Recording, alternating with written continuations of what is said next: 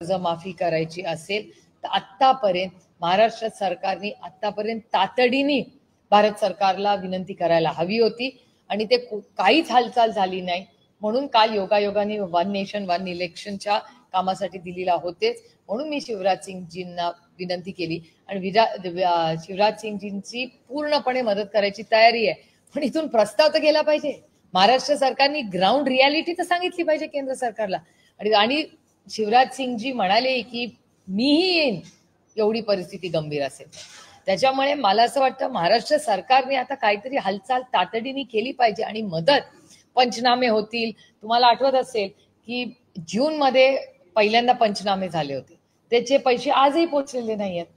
आता नव्याने पंचनामे, आणि काय पंचनामे करत बसलाय हो तुम्ही. बघा ना, डोळ्यांनी दिसतंय. शेवटच्या जिथपर्यंत आपली नजर जाते तिथे नुकसानच नुकसान आणि पाणीच पाणी आहे.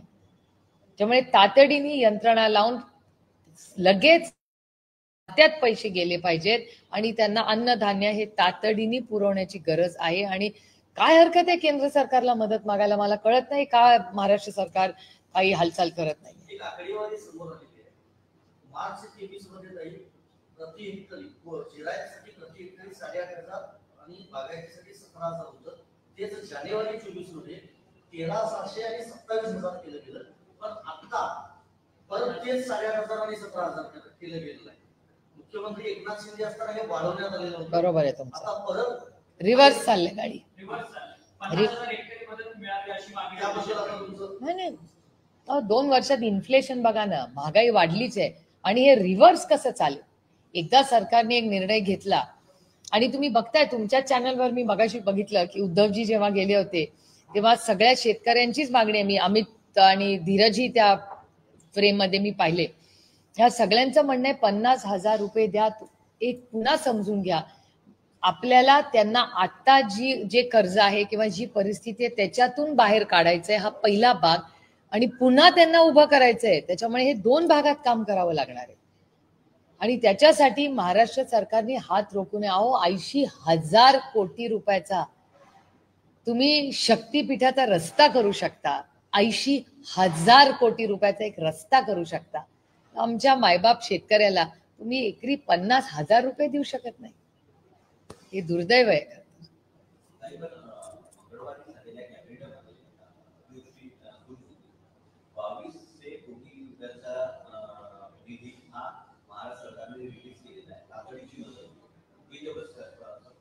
पण 2,000 कोटींनी काय प्रश्न सुटणार आहे. आयुष्य उद्ध्वस्त झाली आहेत. घर, शाळा, गावं, पिकं, काय राहिलंय तुम्ही बघा ना. तुमच्या चॅनलवर एवढं कव्हरेज करतायत म्हणजे खरंच त्या सगळ्या रिपोर्टरांचं आपण कॅमेरामॅनचं कौतुक केलं पाहिजे की त्या अतिवृष्टीमध्ये जाऊन कसे ती कामं करतायत आणि रिपोर्टिंग करतायत. आणि बऱ्याच रिपोर्टिंगमुळे सरकारलाही मदत होतीये की मदत पाठवण्यासाठी. त्याच्यामुळे खरंच त्या भागातल्या सगळ्या रिपोर्टर आणि कॅमेरामॅन दोघांचंही आपण कौतुक आणि आभार मानले पाहिजेत की एवढं डिटेल रिपोर्टिंग ते करतायत. पण 2,000 कोटीत प्रश्न सुटत नाही ना. तुम्ही 80,000 कोटी तुम्ही विचार, 2,000 कुठे आणि 80,000 कुठे. 80,000 कोटी रुपयाचा रस्ता विरोध असताना तुम्ही करता. पण इथे ती मुलं रडतायत. काल एक तर तुमच्याच चॅनलवर एक स्टोरी झाली, एक मूल वाहून गेलं 4थी मधलं. म्हणजे असं वाटतं की बघवत नाही तो टीव्ही. इतकी आत्ताही मला बोलताना अंगावर काटा येतो. इतक्या वेदना आणि दुःख त्या सगळ्यांचे अश्रू अनावर आहे. तो आयुष्य उद्ध्वस्त झालंय प्रत्येकाचं. थोडंसं संवेदनशील या सरकारने वागावं. मराठवाड्यात ही परिस्थिती असताना आपत्ती व्यवस्थापनाचे 4,700 कोटी केंद्राचे आलेले आहेत, ते वापरले जात नाही. संजय राऊतांनी का आरोप केला होता, फाईलवर वजन ठेवल्याशिवाय ती फाईल पुढे सरकत नाही. भोंगळ कारभार आहे सरकारचा. नाही म्हणजे मला विश्वासच बसत नाही की 4,000 कोटी रुपये जर केंद्र सरकारचे आलेत आणि महाराष्ट्र सरकार 2,000च देत आहे. म्हणजे हे 2,200 म्हणजे 4,000 कुठे 2,200 कुठे. हे 2,200 कुठले पैसे आहेत मग ते 4,500 जे केंद्र सरकारने पाठवलेत ते का नाही लोकांना देत आहेत. आता तर गरज आहे ना. देवेंद्रजी काय म्हणाले होते की योग्य वेळी आम्ही मदत करू. आता ह्याच्यापेक्षा दुसरी कुठली योग्य वेळ आहे. आणि त्यांचीच लाईन आहे ना, यही समय है सही समय. हे दुर्दैव आहे, मला हे बोलावं लागतंय. ते माननीय मुख्यमंत्री आहेत, मायबाप आहेत या राज्याचे. त्यांच्या पुढे अधिकाऱ्याचं चालणार का माननीय मुख्यमंत्र्यांचं चालणार?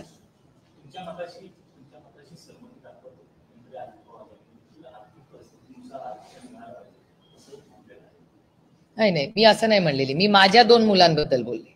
मी रेवती सुळे आणि विजय सुळेंबद्दल बोलले होते. त्यांनी मला प्रश्न विचारला की आरक्षणाबद्दल काय झालं पाहिजे. तर अर्थातच आरक्षण हे संविधानाप्रमाणेच चालणार. जे आरक्षण भारतरत्न डॉक्टर बाबासाहेब आंबेडकरांनी दिलं आहे त्याला कोणीच हात लावू शकणार नाही आणि आम्ही कधी त्याला लावू देणार नाही. हा एक मुद्दा झाला. नवीन आरक्षण जी येत आहेत त्याच्या बाबतीत मी सगळ्यात जास्त आरक्षणावर मागणी कोणी केली आहे संसदेत तर मी केली. धनगर, मराठा, लिंगायत आणि मुस्लिम समाजाची जी मागणी आहे त्याच्यात वारंवार मी विनंती केली आहे भारत सरकारला की तुम्ही बऱ्याच राज्यांच्या आरक्षणाच्या मागण्या करता त्या कन्सॉलिडेट करा. एक स्पेशल सेशन आरक्षणावर बोलवा आणि कन्सॉलिडेटेड बिल सगळे मिळून पास करू. कोणीच त्याला विरोध करत नाहीये तर पास करायला काय प्रॉब्लेम आहे. तर एक कन्सॉलिडेटेड बिल आला म्हणजे सगळ्यांनाच न्याय मिळेल. पण त्या बाबतीत मी लिमिटेड माझ्या 2 मुलात, आता माझं उदाहरण घ्या. आता उद्या महिला आरक्षणाचं बिल आलं तर आता त्या महिला आरक्षणाचं बिल आल्यावर मी त्या आरक्षणाच्या बिलमध्ये त्या सीटवर उभं राहायचं का नाही.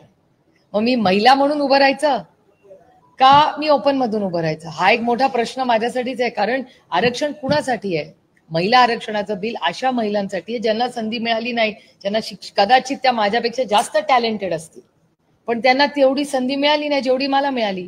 मग महिला आरक्षण मी घ्यायचं का नाही हा एक मुद्दा. आणि मी त्याच्यात एवढेही बोलले की समाजात चर्चा केली पाहिजे. सगळ्या माझ्या स्टेक होल्डरचं मत आपण एक समाज म्हणून चर्चा केली पाहिजे की महिला आरक्षणात माझ्यासारख्या महिलांनी आरक्षण घ्यायचं का नाही. मग मी ओपन मधून उभं राहायचं का महिला आरक्षित झाली बारामती लोकसभा तर मी उभं राहायचं का नाही. तसंच रेवती आणि विजय यांनी आरक्षण घेऊ नये हे मत माझं सदानंदचं आहे. याचं कारण असं की आम्ही सगळे शिकलेले आहोत कुठल्या तोंडाने आणि माझ्या मुलांपेक्षा जास्त हुशार मुलं कदाचित आर्थिक अडचणीत त्याच्यातल्याच त्या ज्या कॅटेगरीमध्ये माझी मुलं बसतात.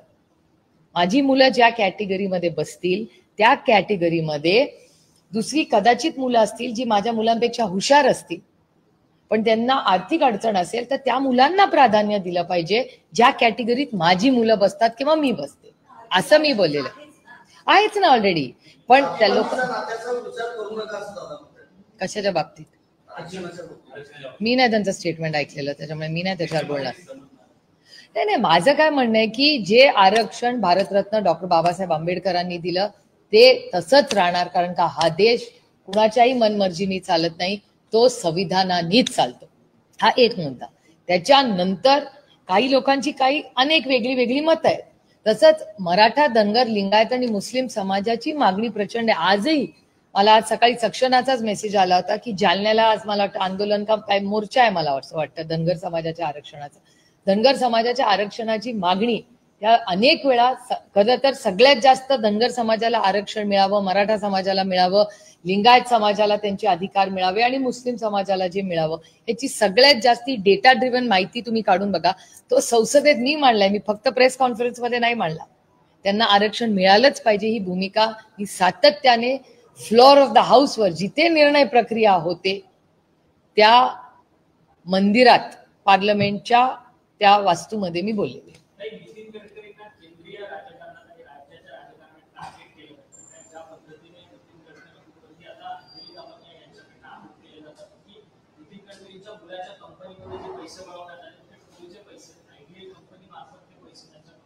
एक तर मी तो आरोप पाहिलेला नाही.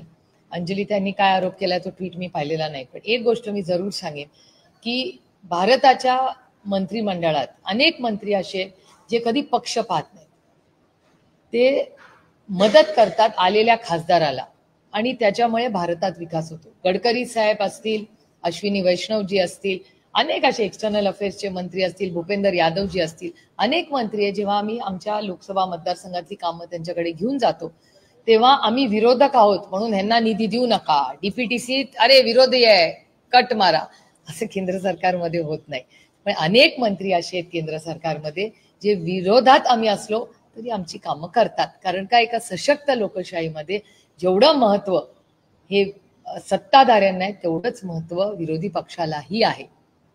टार्गेट केलं जाते हर्षवर्धन सपकाळ म्हणतात कोणी एका व्यक्तीला देशाचा पंतप्रधान व्हायचं स्वप्न पडतात त्यामुळे कुठेतरी केंद्रीय मंत्री गडकरींना टार्गेट केलं जातं. एक तर गडकरी साहेबांचं काम म्हणजे एक नंबर एकदम म्हणजे आमच्या मतदारसंघांमध्ये जेव्हा जेव्हा आम्हाला अडचणी येतात तेव्हा आम्ही हक्कानी त्यांच्याकडे जातो आणि ते मदत करतात. एखादा रस्ता डिले झाला अनेक वेळा त्यांनी कॉन्ट्रॅक्टरला ब्लॅकलिस्ट देखील केलेलं आहे. हेही आपण सगळ्यांनीच पाहिलेलं आहे आणि हा अनुभव मला आहे अनेक वर्षाचा म्हणजे 11 वर्ष ते मंत्री आहेत. त्याच्यामुळे जर ते टार्गेट करत असतील कोणी त्यांना ते खूप दुर्दैव आहे कारण का खरंच त्यांचं काम चांगलं आहे. आणि मी अंजलीताईंचा ट्विट पाहिलेला नाही त्याच्यामुळे त्यांच्या ट्विटवर बोलण्यात मी वाचलेलाच नाही त्याच्यामुळे मी बोलणार कशी.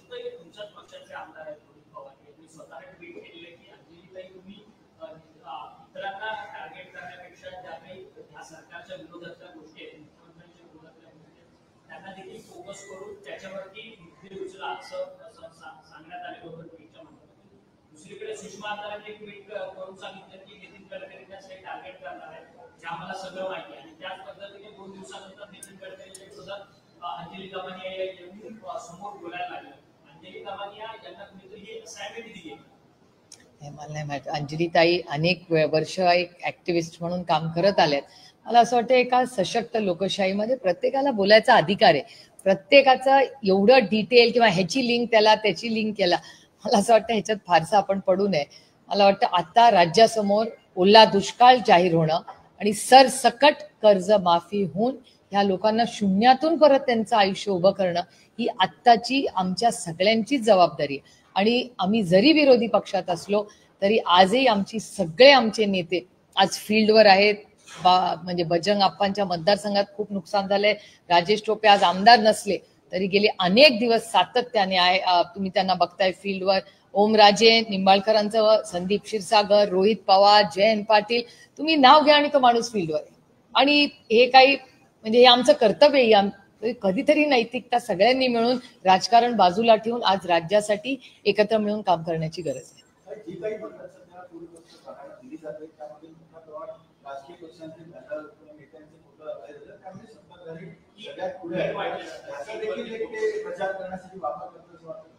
मला वाटतं 2 गावांनी ते ट्रक परत पाठवले. त्याच्यामुळे ही माणुसकीची वेळ आहे. इलेक्शन येतील आणि जातील. ही काय म्हणजे जर हे झालं असेल तर हे खूप दुर्दैवी आणि धक्कादायक आणि सुसंस्कृत महाराष्ट्राला न शोभणार. गिरीश महाजन गेलेले होते पूरग्रस्तांना मदत करायला. त्यावेळेस गिरीश महाजन देखील शेतकऱ्यांवरती चिंताना पाहायला मिळाले. काय पैसे काय गाडी घेऊन आलेलं नाहीये असं अशा पद्धतीने वक्तव्य त्यांनी केलं. त्यानंतर शेतकऱ्यांच्या रोषाला त्यांना सांभाळलं. माझी विनंती आहे महाराष्ट्राच्या माननीय मुख्यमंत्र्यांना की हा काळ अडचणीचा आहे, सगळ्यांसाठीच आहे. लोकांची आयुष्य उद्ध्वस्त झाली आहेत. थोडंसं त्यांनीही त्यांच्या टीमला सांगावं की थोडा संवेदनशील एखादा शेतकरी त्याचा दुःखाचा विचार करा. तो जेव्हा बोलेल तुम्हाला तेव्हा तुम्हीही ऐकून घ्यायची. त्याच्या मनस्थितीचा मान सन्मान केलाच पाहिजे. आणि म्हणून मी मगाशी म्हणले की जसं मदत जाते, ओला दुष्काळ, सरसकट कर्जमाफी, शून्यातून पुन्हा त्यांचं आयुष्य उभं केलं, तसं त्यांना एक इमोशनल स्ट्रेंथ ताकद देण्यासाठी आपण एक वेगळी यंत्रणा केली आहे. मला आठवतं की लातूरला जेव्हा भूकंप झाला होता तेव्हा पवारसाहेब स्वतः 2 आठवडे तिथे राहिले होते. तेव्हा काही मोबाईल वगैरे काही नव्हतं. त्या काळातही इथून अनेक डॉक्टर्स गेले होते आणि इमोशनली त्यांचं आयुष्य उद्ध्वस्त झालं होतं. त्या इमोशनलसाठीही इथून मोठ्या टीम्स गेल्या होत्या, एनजीओज गेले होते जे 3-3, 4-4 महिने लातूरला राहून त्या लोकांना इमोशनली त्यांना ताकद देत होते. त्याच्यामुळे खूप लेवल्सला आपल्याला इथून पुढे काम करावं लागणार आहे. कारण का एकदा पाणी ओसरलं की आणखीन वेगळे प्रश्न उभे राहणार. पाणी एकदा सगळं कमी झाल्यावर आरोग्याचेही प्रश्न उद्भवतील. त्यामुळे खूप पुढचे 2 ते 3 महिने काम हे आपल्याला सगळ्यांनाच आणि त्यातून सरकारला हे करावं लागणार. मराठी झालं सगळं.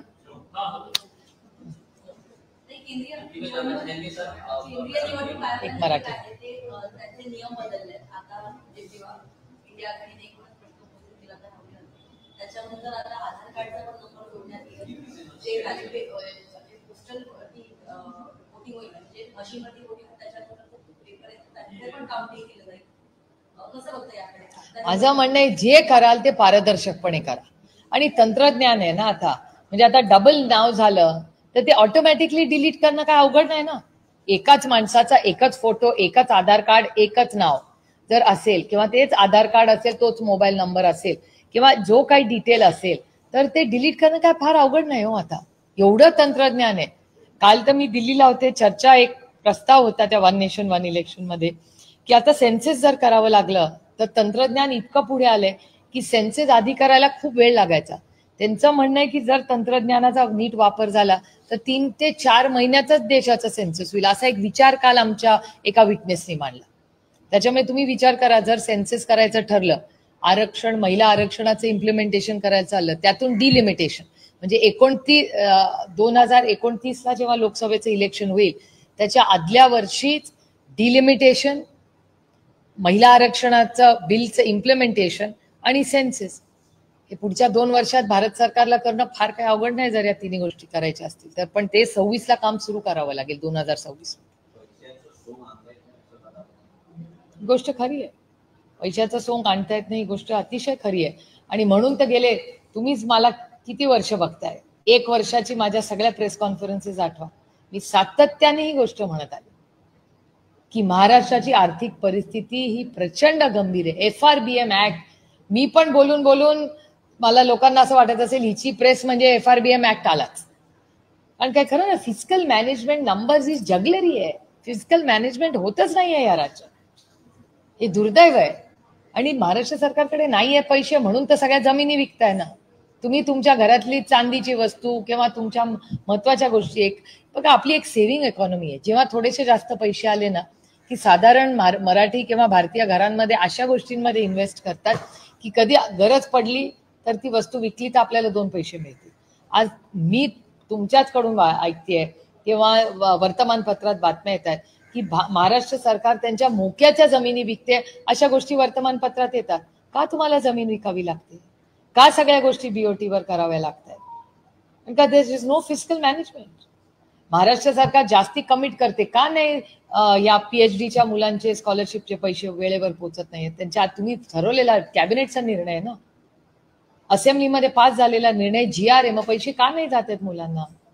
अंगणवाडी सेविकेंचे किंवा या लाडकी बहीण योजनेचे 3-3 महिन्याचे पैसे वेळेवर येत नाहीत.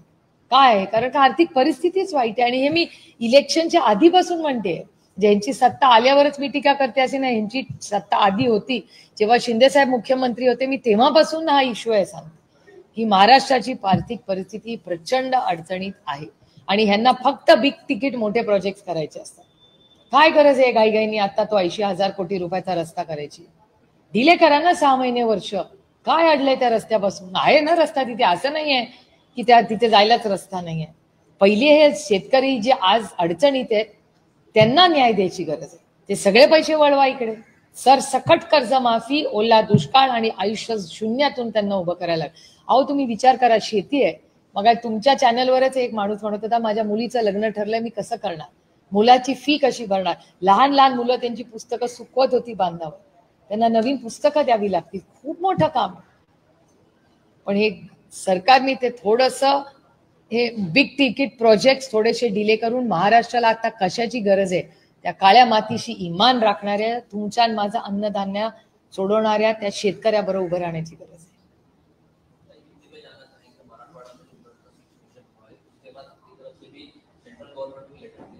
लेटर नहीं, मैं शिवराज सिंह जी को कल मिलने दी गई.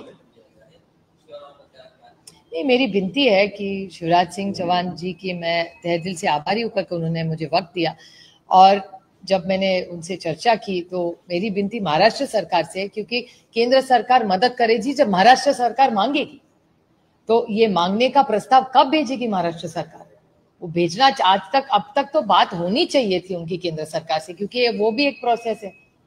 वो होम मिनिस्ट्री की कमेटी होती है, वो कमेटी में प्रस्ताव जाएगा, फिर पैसा केंद्र सरकार से आएगा. और कल ही संजय राउत साहब ने कहा है कि 4-4.5 हजार करोड़ रुपया जो पहले भारत सरकार ने भेजा था वही अभी तक लोगों में नहीं बांटा गया. तो क्यों नहीं बांटा गया, इसकी भी इंक्वायरी होनी चाहिए.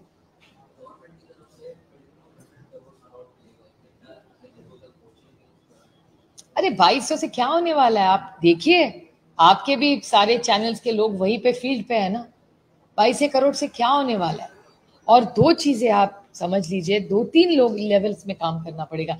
एक तो अभी जो उनका नुकसान है उसका पैसा, वो पूरा ऋण माफ करना पड़ेगा, उसके बाद नए से उनको ऋण देना पड़ेगा या बैंक से लोन देने, और खुद के पैर पे कैसे खड़े रहेंगे। वहां के स्कूल्स, वहां की आंगनवाड़ी, वहां का पूरा शहर, पूरे गांव, उनके घर बनाने पड़ेंगे। ये बहुत बड़ा काम 3-4 महीनों में करना है सबको। मिनिस्टर की तरफ से ट्वीट मारने गए थे, बहुत से गाँव के लोगों ने ट्वीट दिए थे, पूरे सिचुएशन को लेकर पॉलिटिक्स चालू है। बहुत दुख की बात है कि जब आप हमारे अपने सारे सब लोग अपने ही हैं, तो कभी तो राजनीति से उठ के कुछ तो समाज सेवा कीजिए। ये बहुत दुख की बात है कि लोग खुद के फोटो लगा के वहां किट्स बांट रहे हैं। मेरी विनती है सबको कि हम सब, विपक्ष भी अभी है, लेकिन इस मामले में हम सरकार के साथ ताकत में, सरकार के साथ काम करने के लिए तैयार है। इन राजनीति से उठ के कभी ना कभी हम सब ने काम करने की जरूरत है, और वो यही समय है। जैसे ऑपरेशन सिंदूर में हम सब विपक्ष और जो सत्ताधारी है साथ में काम किया था, कि महाराष्ट्र के लिए मेरी विनती है महाराष्ट्र के माननीय मुख्यमंत्री जी से, एक बार आप पहल तो करिए, तो पूरा राज्य आपके साथ खड़ा रह के पूरे अगले 3-4 महीने हम सब मिलके महाराष्ट्र के हर किसान जिसका आज जो दिक्कत में है उसके साथ हम खड़े रहेंगे, और उसकी पूरी जो लाइफ है वो पूरी, वो उसके बच्चों की, उसकी बीवी की, सबके साथ हम खड़े रह के उनको इमोशनल भी सपोर्ट करेंगे और फाइनेंशियली भी। और हम देख रहे हैं किस तरीके से एकता शिंदे ने स्टॉल कायम किया। विपक्ष को जाना चाहिए, वो भी दौरा करे, सब चीजें देखे, हमें सुझाव दे, लेकिन वो दौरा पर्यटन में न बदल जाए। नहीं, सही है बात, कोई पर्यटन के लिए नहीं जा रहा है, सारे मदद करने के लिए जा रहे हैं। और मेरे ख्याल से एक बार सब देख के जब आ जाएंगे तब सुझाव तो जरूर हम देंगे। इसीलिए मैं तो कल शिवराज सिंह जी से मिलने क्यों गई थी, क्योंकि मुझे शिवराज सिंह चौहान जी से इतना ही कहना था कि महाराष्ट्र में, और उन्होंने भी पूछा कि कौन से जिलों में है, क्योंकि हमारी बॉर्डर स्टेट है, बहुत साल वो मुख्यमंत्री भी रहे मध्य प्रदेश में, तो काफी स्टेट को, महाराष्ट्र को जानते हैं वो। तो मेरी अपेक्षा है कि महाराष्ट्र सरकार आज ही अभी तक किया नहीं होगा तो केंद्र सरकार को जल्द से जल्द कांटेक्ट करे और उनसे मदद मांगे।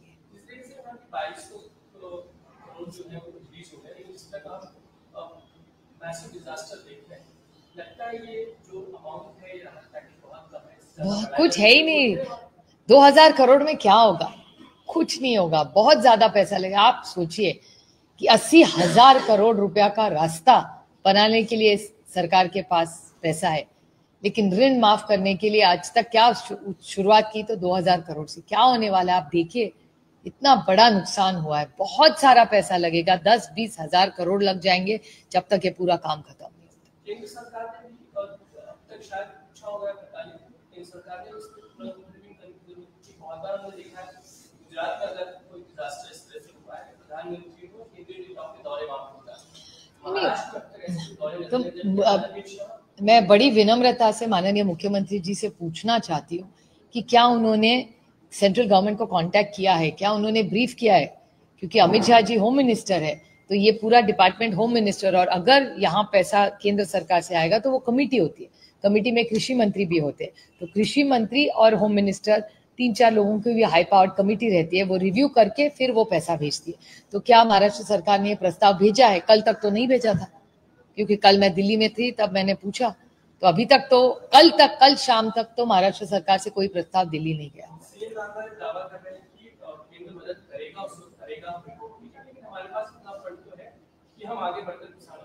बहुत अच्छी बात है, हाँ तो अच्छी बात है, इतना पैसा महाराष्ट्र की सरकार के पास हो तो एक बड़ा पैकेज अनाउंस कर ले, हम उसका स्वागत करेंगे। 2000 करोड़ से क्या होने वाला है, आपने देखा है कितना नुकसान हुआ है, 2000 करोड़ से कुछ नहीं होगा।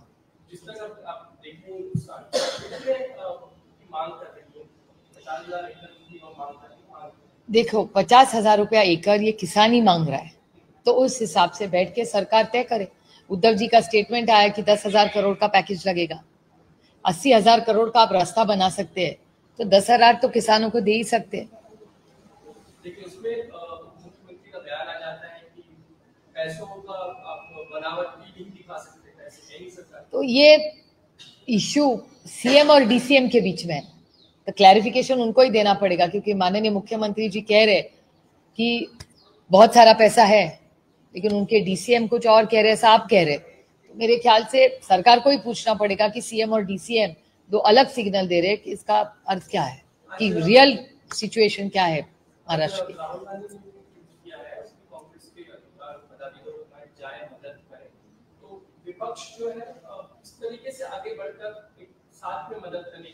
हम ताकत से सरकार के साथ खड़े रहने के लिए तैयार हैं। आप भी हमें सुझाव दीजिए कि हम आपको कैसे हेल्प कर सकते हैं, क्योंकि हमारे सारे सांसद, आपने देखा होगा, बप्पा हो, ओम राजे हो, रोहित पवार हो, संदीप क्षीरसागर हो, सारे फील्ड पे है। कोई ना वो, ये इंसानियत का वक्त है।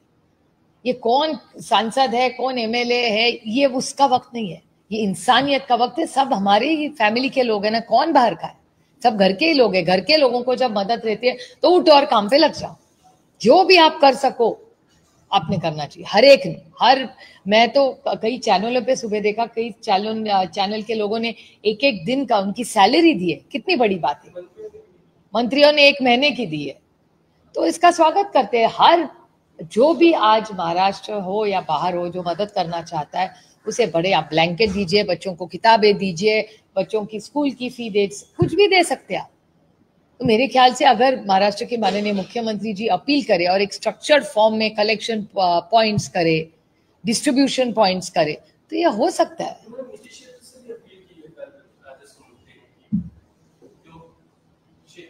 उद्योग क्षेत्र तो करेगा। महाराष्ट्र में मैंने हमेशा देखा है, जब लातूर का देखा था मैंने सबसे पास, वो तब पूरा महाराष्ट्र लातूर के साथ खड़ा हुआ था और दिल खोल के लोगों ने बहुत मदद की थी।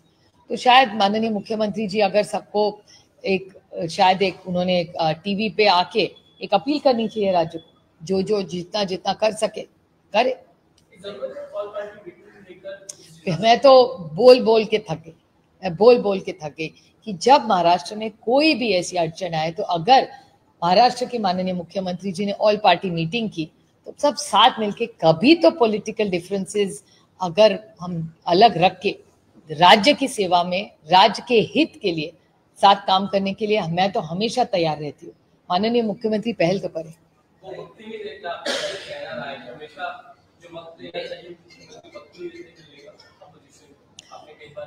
अभी तो वो काम में फंसे रहेंगे, लेकिन अगर वो ऑल पार्टी मीटिंग बुलाएंगे और कुछ सुझाव देंगे तो हम पूरी ताकत से सरकार को मदद करेंगे, करना चाहते हैं।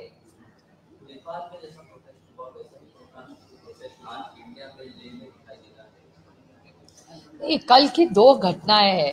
एक तरफ हम इस बाढ़ में बहुत तरीके से, बहुत दुख की बात है महाराष्ट्र में जो हो रहा है। दूसरी तरफ जो नंदुरबार में हुआ, जो अटैक हुआ, गाड़ियां जलाई गई, ये कुछ नया ही मैंने महाराष्ट्र में देखा है। पहली बार देखा है कि नंदुरबार में ऑफिशियल ऑफिस के बाहर, कलेक्टर ऑफिस के बाहर गाड़ी जलाई जा सकती है। बहुत दुख की बात है। और दूसरा जो लद्दाख में हुआ, तो ये सारी जो चीजें, ये कहीं अनरेस्ट है जिसके बारे में हम सब कह रहे हैं। और इसीलिए मैं बहुत बार माननीय मुख्यमंत्री जी से भी विनम्र विनंती करती रहती हूँ कि ऐसे अगर इश्यूज आए तो आप ऑल पार्टी मीटिंग बुलाइए, एक डायलॉग तो रहे कि विपक्ष सिर्फ आप पे टिक्का टिप्पणी करने के लिए नहीं है। कभी कभी हम हमेशा, देखिए ऑपरेशन सिंदूर ही देखिए ना, पूरी ताकत से मोदी जी के नेतृत्व में हम सब खड़े रहे। 3-4 महीने कांग्रेस पार्टी हो, हम पूरी ताकत से भारत सरकार के साथ खड़े रहे हैं, क्योंकि वो देश का सवाल था। मैं फिर एक कहना चाहती हूँ, हमारे लिए पहले देश, फिर राज्य, फिर पार्टी, उसके बाद फैमिली।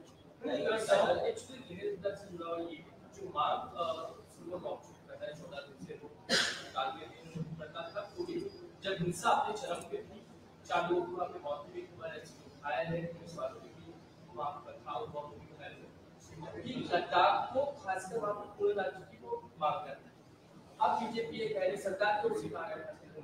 आपने कह रहे थे कि आप अपना अंशल जुड़े, लेकिन आपने अंशल को छोड़ा है जब हिंसा चरम पे चली गई, और आपने लोगों को समझाने की बजाय आप एम्बुलेंस अपने घर चले। ये कहीं ना कहीं आरोप जो है गृह मंत्रालय से सुनो मांग नहीं, मैं कांग्रेस और सोलर कांग्रेस वहां पर हिंसा भड़काने का काम, इनकी इंटेलिजेंस क्या कर रही थी? सरकार की इतनी बड़ी यंत्रणा है ना, उसका इंटेलिजेंस होता है। हम भी सरकार में बहुत साल रहे हैं, ये चीजें ऐसे नहीं होती। और मैं डिफेंड नहीं कर रही हूँ किसी को, लेकिन वांगचू जी कितने दिन से बोले जा रहे हैं, ये कल की बात नहीं है, 6 महीने साल भर से क्या ही जा रहे हैं, कुछ ना कुछ आप कह रहे हैं ना। तो 1 साल आपको पता है कि वहां अनरेस्ट है, तो भारत सरकार का इंटेलिजेंस क्या कर रहा था, कोई मुझे बताए। ये तो उसकी तरह हो गया ना ऑपरेशन सिंदूर। ऑपरेशन सिंदूर में सब जब कश्मीर में अच्छा चल रहा था, अटैक हुआ कैसे, इसके बारे में आप सोचिए ना कभी। और उसके बाद का ऑपरेशन सिंदूर सक्सेसफुल हुआ नहीं हुआ वो तो अलग बात है, लेकिन अटैक तो हुआ ना। फिर इंटेलिजेंस क्या कर रही थी इस देश की।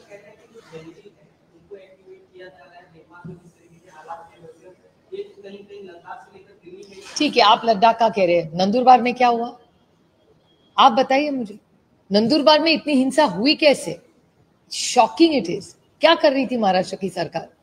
ये पूना में कोयता गैंग घूमती रहती है, क्या कर रही है महाराष्ट्र की सरकार। और होम मिनिस्ट्री क्या कर रही है, आप मुझे कोई बताए महाराष्ट्र की होम मिनिस्ट्री। और डेटा मेरा नहीं है, आपके चैनल का ही है, आप ही हेडलाइन करते हैं पुणे में सबसे ज्यादा क्राइम है। ये मेरी हेडलाइन नहीं है, आपकी है, क्योंकि डेटा ही दिखा रहा है ना कि पुणे में क्राइम बढ़ा हुआ है। बिल्कुल, ऐसे में वहाँ पे स्थिति हिंसा हो जाना, क्या सरकार की बदइंतजामी या निगलेक्ट करना है? बिल्कुल बिल्कुल, मेरे ख्याल से भारत सरकार ने इसको रिव्यू करना चाहिए। और ये एक धोखे की बहुत बड़ी घंटी, क्योंकि आप देखिए एक ही दिन में नंदुरबार और लद्दाख सिमिलर इश्यूज अलग थे, लेकिन रिएक्शन वही है। तो मेरे ख्याल से जैसे भारत सरकार में बहुत बार एक ऑल पार्टी मीटिंग बुलाई जाती है, चर्चा होती है, वैसे ऐसे सारे क्राइम्स पे और महाराष्ट्र की जो आज स्थिति है उस पर मेरी विनती है महाराष्ट्र के मुख्यमंत्री जी से कि आप प्लीज ऑल पार्टी मीटिंग, मैं तो 10 बार उनको विनती कर चुकी हूँ कि ऑल पार्टी मीटिंग बुलाइए, थोड़ी चर्चा कीजिए। क्योंकि आज महाराष्ट्र में इतनी एक अस्वस्थ सा दिख रहा है। आप अगर घूमेंगे तो आपको भी पता चलेगा, आपकी टीम भी आपको रिपोर्ट करती होगी।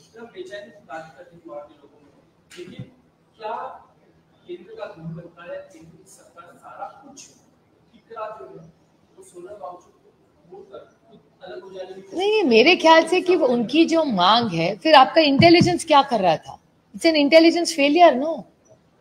इतना बड़ा मंत्रालय है, तो उनको अगर पता था कि यहाँ कुछ अपेक्षा है लोगों से, 1 साल से उनकी लड़ाई वहां चल रही है, तो 1 साल से कुछ तो रिपोर्ट आई होगी ना।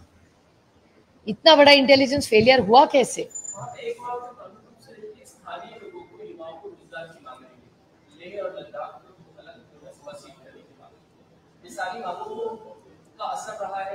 नहीं, चर्चा तो हो सकती है ना, अगर कोई सुने तो। कोई नहीं पत्थर फेंकना चाहता, क्योंकि वो भी बच्चे समझते हैं ना कि वहां की इकोनॉमी अगर हर्ट हो गई तो जाएगा क्या। लेकिन अगर कोई सुने ना, दिक्कत है कि इनका सिर्फ आउटगोइंग चलता है, इनकमिंग बंद ही है, ये दिक्कत है सरकार की। विधान केलंय आणि आपल्या देशाची लायकीच काय की संविधान आणि पोटात घोडा पडण्यासारखे लोक संविधान म्हणतात, मात्र आम्हाला स्वातंत्र्य असं नको, आम्हाला हिंदवी स्वराज्य हवंय आणि संविधानाला पुन्हा आणि देशाला त्यांनी विधानाचा प्रयत्न केला। मी माझ्या आजच्या सकाळच्या वर्तमानपत्रात ते मी वाचलेलं नाही आणि माझ्याकडे जे बातम्या येतात त्याच्यात अजून तरी काय आलेलं नाही, तर मी सविस्तर त्यांचं पूर्ण स्टेटमेंट ऐकून तुम्हाला नक्की कॉमेंट देईन। आता मी ऐकलेलं नाही, त्याच्यामुळे एखादी गोष्टी ऐकलं नाही त्याच्यावर कशी मी बोलणार।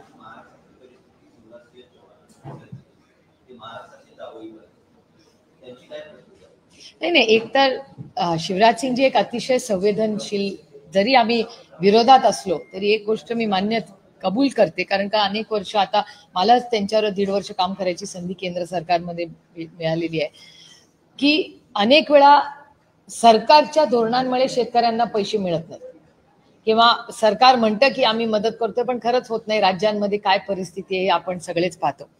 पण शिवराज सिंग जी एक संवेदनशील नेते आहेत, आता आहेत, वेळ देतात, हो देतात, आमचं ऐकून घेतात, प्रयत्न करतात। कदाचित त्यांचे सगळे जे प्रस्ताव फायनान्स डिपार्टमेंटला जात असतील केंद्र सरकार, कदाचित त्याच्यात ते मान्य होत नसतील, अशी शक्यता नाकारता येत नाही। त्याच्यामुळे ते संवेदनशील का आहेत, पण ते तेवढा निधी जेवढा अपेक्षित आपल्याला सगळ्यांना आहे, किंवा जेवढा खरंच खर्च असतो, किंवा सरसकट कर्जमाफी ते केंद्र सरकारला पटवू शकतील का नाही हे काळच ठरतं। पण मला वाटतं आत्ताची नैतिक जबाबदारी ही महाराष्ट्र राज्याने घेतली पाहिजे, कारण का हा राज्यामधूनच प्रस्ताव आधी गेलेला नाहीये दिल्लीला. तो तातडीने पाठवावा अशी माझी हात जोडून विनंती आहे महाराष्ट्राच्या माननीय मुख्यमंत्र्यांना. बीजेपी के मंत्री है महाराष्ट्र में, वो कहते हैं कि महायुति की जो सरकार है वो हिंदूवादी सरकार है, तो हिंदुओं ने ये वोट दिया है, गोल टोपी वाले हैं उन्हें वोट नहीं दिया। ये सवाल आप माननीय देवेंद्र